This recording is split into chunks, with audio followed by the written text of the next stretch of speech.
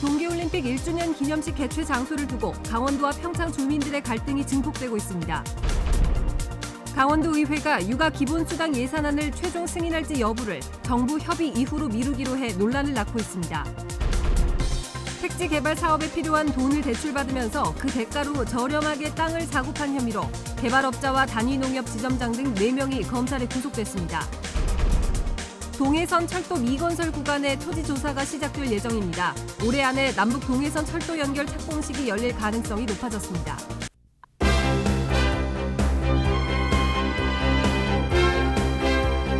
안녕하십니까. 뉴스데스크 원주입니다. 동계올림픽 1주년 기념식 개최 장소를 두고 강원도와 평창 주민들의 갈등이 증폭되고 있습니다. 결국은 따로따로가 될 공산이 커 보이는데요. 더 이상 평화와 화합의 올림픽이라는 말을 붙이기도 어려운 지경에 이르고 있습니다. 보도에 조성식 기자입니다. 청와대 홈페이지 국민청원 게시판입니다. 대통령님 도와주세요라고 첫말을 꺼낸 청원이 올라왔습니다. 올림픽 이후 대부분의 시설이 철거되면서 평창은 또다시 아무도 찾아오지 않는 시골이 되고 있다며 지난 20년의 희생으로 만든 성공 올림픽인데 기념행사마저 빼앗아가면 아무것도 남는 것이 없다고 호소하는 내용입니다. 올림픽 1주년 기념식을 강릉에서 개최한다는 강원도의 결정에 대해 평창 주민들이 강하게 반발하고 있고 국민 청원으로까지 이어진 것입니다. 20만 명의 동의를 구하기까지는 갈 길이 멀지만 주민들은 절실한 심정을 알리는 데 의미를 두고 있습니다. 상징과 유산이 다 산산조각 나고 우리 평창군은 남은 것이 아무것도 없습니다. 주년 행사를 꼭 이루기 위한 소망을 가지고 꼭 그렇게 될 것으로 생각하면서 올린 것입니다. 하지만 강원도는 장소 변경은 불가하다는 입장을 고수하고 있습니다. 대신 기념식을 축제 형식으로 바꾸고 대관령에서 평창 포럼과 음악제 등을 함께 추진한다는 계획입니다. 올림픽 기념대 평창 포럼, 키스위크, 대관령 음악제, 기타 어떤 문화 공연들 이런 부분들을 그 내용들 성격별로 이렇게 적절하게 배치를 해서 진행을 할 예정입니다. 상황이 이렇게 되자 평창 주민들은 따로 올림픽 기념식 준비에 돌입한 것으로 알려졌습니다. 전 세계의 평화와 화합의 상징으로 각인된 평창 동계올림픽. 하지만 올림픽 1주년 기념행사를 두고 갈등과 분열의 모습을 보이면서 평창 올림픽이 일궈낸 성과가 퇴색되지 않을까 하는 우려를 낳고 있습니다. MBC 뉴스 조성식입니다. 강원도의회가 오늘 내년부터 출생아에게 월 70만 원을 지급하는 육아 기본수당 예산 편성을 심사했습니다. 하지만 예산을 최종적으로 승인할지 여부를 정부 협의 이후로 미루기로 해서 논란을 낳고 있습니다. 강화길 기자가 보도합니다. 내년도 강원도 복지 예산을 심의하는 강원도의회 사회문화위원회. 내년 1월 1일부터 출생하는 아이에게 매월 70만 원씩 1년을, 1년 후에는 매월 50만 원씩 3년간 지원하는 육아 기본수당이 쟁점이 됐습니다. 의원들은 현금 지출성 출산 정책의 위험성을 지적하며 폐기를 촉구했습니다. 해남도 마찬가지고 남도, 완도, 창녕 이런 현금 지급형 출산 정책이 모두 실패했어요. 또 실효성과 지속성, 형평성 문제가 꾸준히 제기되고 있다며 좀 더 검토한 뒤 시행에도 늦지 않다고 권고했습니다. 예산이라고 복지 예산이라고 하는 건 한번 만들어져서 가면 이거는 어떻게 잡을 수가 없습니다. 문제는 이 사업을 펴기 위해서는 정부의 승인이 필요한데 강원도는 아직 절차를 이행하지 않았습니다. 이를 의식한 강원도는 예산 심사에 앞서 예산안 편성 협조를 요청하는 공문을 의회에 보냈습니다. 매우 이례적인 일입니다. 오는 30일 보건복지부와 협의를 앞두고 있는데 만약 승인을 받지 못하면 재협의하면 되니까 일단 예산 편성에 협조해달라는 겁니다.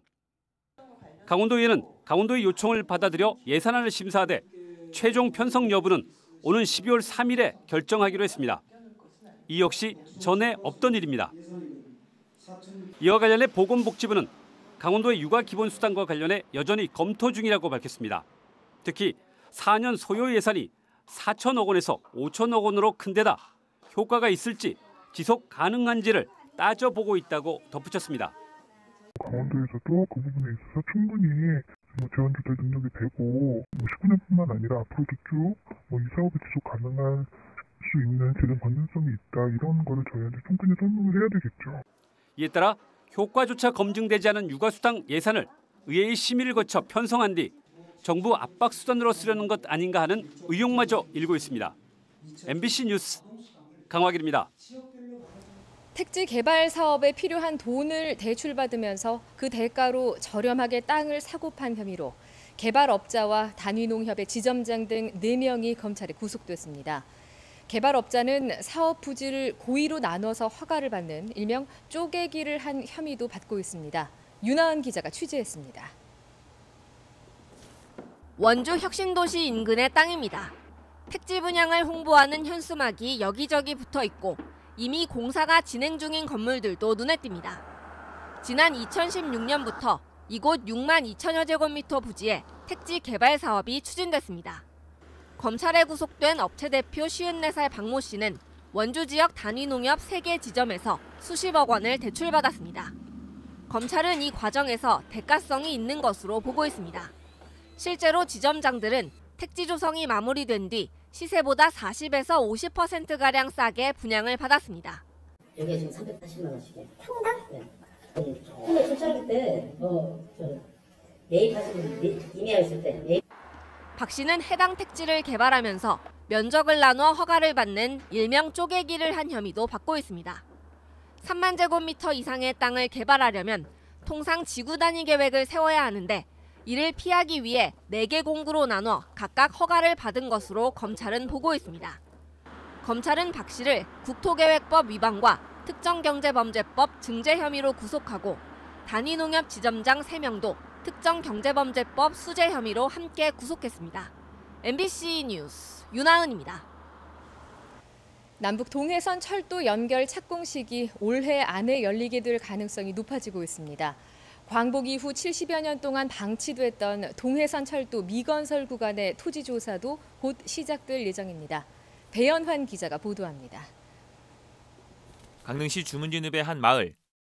동해선 철도를 놓기 위해 일제시대에 매입된 토지에 주택이 빼곡하게 들어섰습니다. 마을의 도로명 주소도 철도길로 정했습니다. 여기서 내가 사는 지가 한 50만 5년. 여기 면적이 전부 철도 부지지. 딴 데로 절로 나가선 기차가 지나가는 데가 뭐 있는 게 좁지, 절로 나가선 저쪽으로 가선. 여기가 역전이란 말이야. 주문진 역전.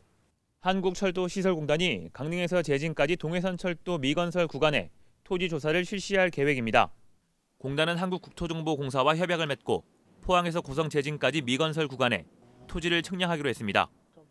조사 대상 부지는 8,203필지로 드론과 현지 조사 등을 통해 사용 실태를 확인하게 됩니다. 남북철도 공동조사에 대한 유엔 안보리 제재가 면제되고 연내 남북철도 연결 착공식이 열릴 가능성이 높아지면서 토지 조사 필요성도 커졌습니다. 강릉에서 제진까지 부분은 이제 남북철도하고도 관련이 돼 있죠. 저희가 이제 여기 토지 측량이라든지 해당되는 부분을 측량을 하게 되면 향후에 남북철도 건설에 좀 도움이 될 수도 있을 겁니다. 공단은 내년 상반기까지 토지 조사를 마친 뒤 무허가 건물과 불필요한 부지 처리 방법을 결정하고 앞으로 철도 건설에 필요한 부지 추가 매입도 검토하고 있습니다. MBC 뉴스 배연환입니다. 원주 화훼 특화 관광단지 조성계획 신청 기한이 1년 연장됐습니다.